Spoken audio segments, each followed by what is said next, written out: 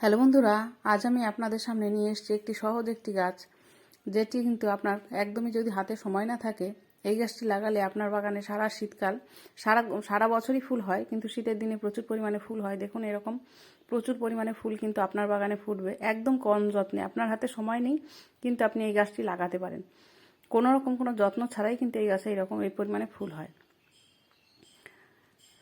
এই গাছটির নাম হচ্ছে কাটামুকুট ইউফোরবিয়া মিলি, যে কোনো নামেই একে ডাকা যায়। আর আপনি এর হচ্ছে অনেকগুলো ভ্যারাইটি আছে, মিনিয়েচার ভ্যারাইটি, বড় ভ্যারাইটি, আবার কালারও অপশন অনেক কালার আছে, লাল, অরেঞ্জ, বাই কালার, হলুদ, সাদা, অনেক রকম কালার আছে, যেগুলো কিন্তু লাগিয়ে আপনি কোনো রকম যত্ন ছাড়াই আপনার বাগান কিন্তু ফুলে ভরিয়ে রাখতে পারেন।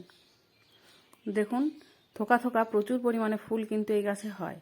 আর এই গাছটি এমন একটি গাছ, এটি কিন্তু আপনার কোনো রকম যত্নের দরকার হয় না, শুধুমাত্র সারাদিন প্রচুর পরিমাণে রোদ্দুর দরকার হয় এই গাছটি, তাহলেই কিন্তু এই গাছে এই পরিমাণে ফুল হয়। এই গাছে যদি রোদ কম পায় তাহলে কিন্তু আপনার কাছে ফুল ফুটবে না, এইটা হচ্ছে কন্ডিশন। শুধুমাত্র প্রচুর পরিমাণে রোদ্দুরেই আপনার কাছে প্রচুর পরিমাণে ফুল আসবে। আর এই গাছে কি কি যত্ন করবেন, সামান্য কিছু যত্ন, বছরে একবার শুধু মাটি চেঞ্জ করে দিলে এই গাছে কিন্তু আপনার ফুলে ভরিয়ে রাখবে। আর এই গাছে কি এমন মাটি তৈরি করে এর কি আপনি মাটি চেঞ্জ করবেন সেটাও আপনাদের দেখিয়ে দেবো। দেখুন ফুলে এই গাছ একদম আর জায়গা থাকে না, এত পরিমাণে ফুল কিন্তু ফোটে এই গাছগুলোতে। আর দেখতে খুবই সুন্দর, খুব সুন্দর ফুলগুলো দেখতে। দেখুন থোকাগুলো কত বড় বড়। এরকম ফুল কিন্তু লাগালে আপনার যদি বিনা যত্নে আপনার বাগানে এরকম ফুল ফোটে, আপনি শুধু এটা লাগিয়ে রাখবেন, বছর বছর আপনার কিন্তু গাছ চেঞ্জ করতে হবে না, যে এই বছর লাগালাম এটা মরে গেল আবার পরের বছর আবার আর নতুন করে আনতে হবে। লাগিয়ে রাখবেন, এটা বছর বছর আপনার কাছে মানে থেকে যাবে, পার্মানেন্ট গাছ যেটা। দেখুন এটা হচ্ছে মিনিয়েচার ভ্যারাইটি, এগুলোও লাগাতে পারেন। এদের একই হচ্ছে যত্ন, এর কোনো আলাদা যত্ন নেই। এদের কিন্তু পোকামাকড় তেমন লাগে না, আপনার এতে কোনো কীটনাশক ব্যবহার আপনি নাও করতে পারেন। আর আপনি যদি চান তাহলে আপনি 15 দিনে একবার যে কোনো কীটনাশক, কিংবা আপনার কাছে কোনো কীটনাশক নেই, শুধুমাত্র নিম অয়েল স্প্রে করে আপনি রাখতে পারেন। এইভাবেও কিন্তু এগুলো রাখা যায়। দেখুন এটাও একটা মিনিয়েচার আর একটা ভ্যারাইটি, এটা একদম সাদা যেটা সেটা। আর এই গাছে কিন্তু এত পরিমাণে ফুল ফোটে, আপনার কিন্তু বাগানে অন্য কোনো ফুলের আর দরকার হবে না যদি আপনি এইগুলোই বেশি পরিমাণে লাগিয়ে রাখেন। এটা মিনিয়েচার একদম ছোট ছোট যে ভ্যারাইটি, সেটা একটা লাল ভ্যারাইটিটা।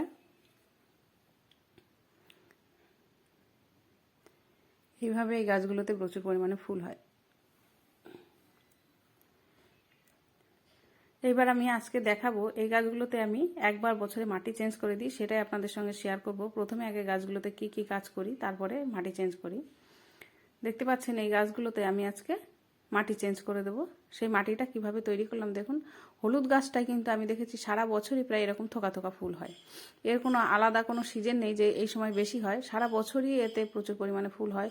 আর এই সমস্তগুলোতে অন্য সময় ফুল হয় কিন্তু অল্প হয়, আর হলুদটায় সারা বছরই টুকটাক থাকেই ফুল, আর এতে সারা বছর অল্প পরিমাণে থাকে একটা দুটো। দেখতেই পাচ্ছেন ওই গাছগুলোতে খুব বেশি ফুল নেই কিন্তু।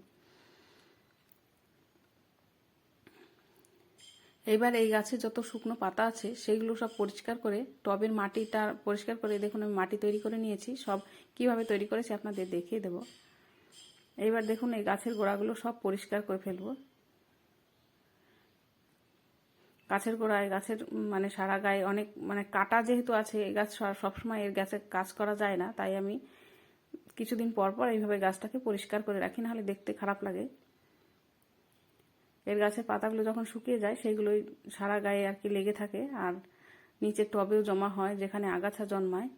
কাটা আছে প্রচুর পরিমাণে, একটু সাবধানে কাজ করতে হয় এতে।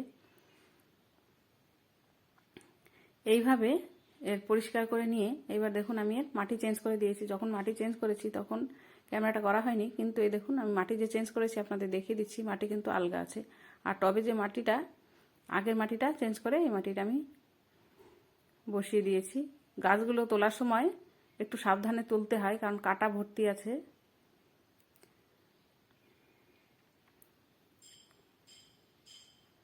এবার আমি মাটিটা তৈরি দেখিয়ে দিচ্ছি আপনাদের।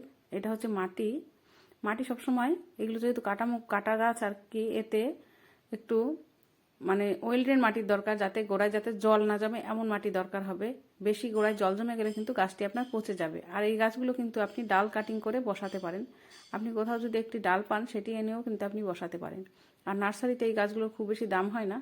এইটা নিলাম আমি গোবর সার, আর এটা লিপ কম্পোস্ট, এইগুলো দিয়ে মিক্সড করে দেবো। আর এটা হচ্ছে খোল। এবার আপনার যতগুলো গাছ সেই হিসাবে আপনি নেবেন। একটা টবের জন্য আপনি 2 চামচ মতো খোল নেবেন, আর 1 মুঠো মতো গোবর সার, আর 1 মুঠো মতো লিপ কম্পোস্ট। এইভাবে নিয়ে আপনি মাটিটা তৈরি করবেন। আর এইভাবে মাটি চেঞ্জ করে দিলেই কিন্তু আপনার বাগানে দেখুন এই পরিমাণে যদি ফুল আসে। শুধুমাত্র একবার মাটি চেঞ্জ করেছি আমি, কিন্তু আর কোনো রকম কোনো খাবার এতে আর দিইনি।